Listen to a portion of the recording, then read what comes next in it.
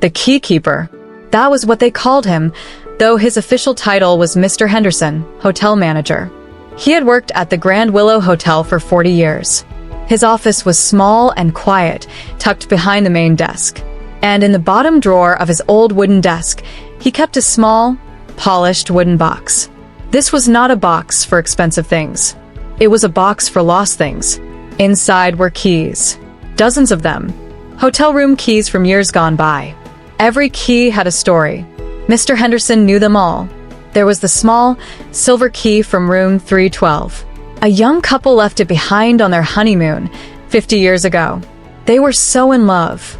They forgot everything else. Mr. Henderson often wondered if they were still together. He hoped so. Then there was the heavy, brass key from the old penthouse suite.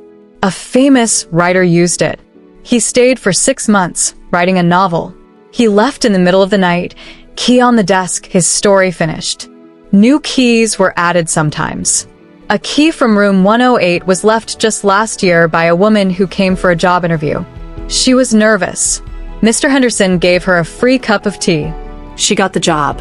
She mailed the key back with a thank you note, but he kept it in the box. It belonged there now.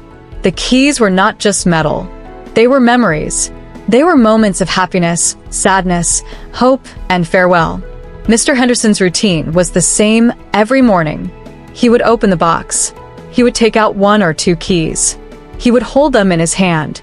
They felt cool and solid. He would remember the people. He imagined their lives continuing somewhere out in the world. This simple ritual connected him to all those people. He was not just a manager. He was a keeper of stories.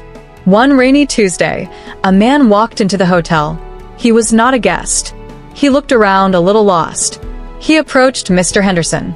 "Excuse me," the man said. "My father stayed here many years ago. He always talked about this place. He passed away last month." Mr. Henderson nodded slowly. He understood this kind of visit. "He mentioned a key," the man continued. "He said he lost it. He felt bad about it for some reason. It was a blue key. Does that mean anything?" Mr. Henderson did not need to look. He knew every key. A blue key. Room 207. He remembered a young soldier many years ago. The man was leaving early in the morning to go far away. He was anxious. He could not find his key when he went to leave it at the desk. He had to go. He said he was sorry for losing it. Mr. Henderson told him not to worry. Now he stood up. He went to the wooden box. He moved a few keys aside. And there it was. A simple blue plastic key from a time before electronic cards. He picked it up. He walked back to the man. He placed the blue key in the man's hand. "Your father did not lose it," Mr. Henderson said softly. "He was in a hurry. He was a brave man going to serve. I told him it was okay." The man stared at the key. He closed his fingers around it. A tear rolled down his cheek. It was a small piece of his father. A piece of a story he thought was lost. The man thanked him and left. Mr. Henderson returned to his desk. The box was still open. He looked at the empty space where the blue key had been.